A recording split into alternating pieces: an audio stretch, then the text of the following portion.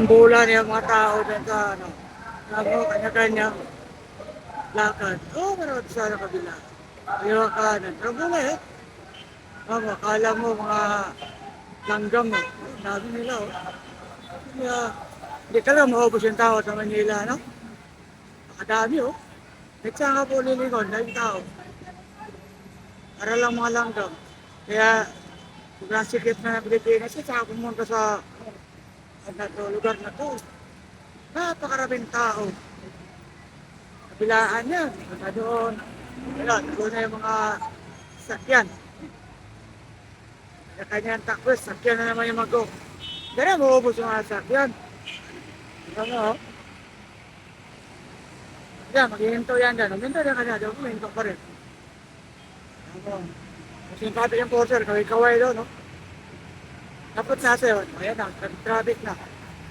Diba, oh. Kasi yung pasok ng SM, hinto talaga yan. Kasi hindi naman yung diretso yan, natakbo. Pupuntang SM, ito, yung diretso, ay ito rin, yung traffic. Dyan. Tao na naman yung tatakbo ngayon. Kaya natin, after mga ilang minuto, tao naman yan. Karambola, yan.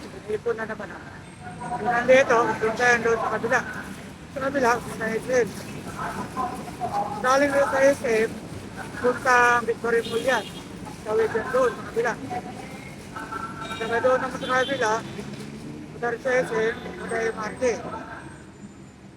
Yan, inipo na. Kaya ngayon yan, karambola na yan. Yan na mula yan. Karami. Yan na. Lapit yan. Naingay pa yung traffic enforcer doon. Masakyan. Yun doon. Ayan na, isa. Ayan, simula na sila. Karambola na, o diba, o? Karambola na. Naunang nago rito sa SM. Doon sa, ayun, nago na rin ito may nabula na. Doon na rin doon sa may Central, punta SM. Ayan na, diba?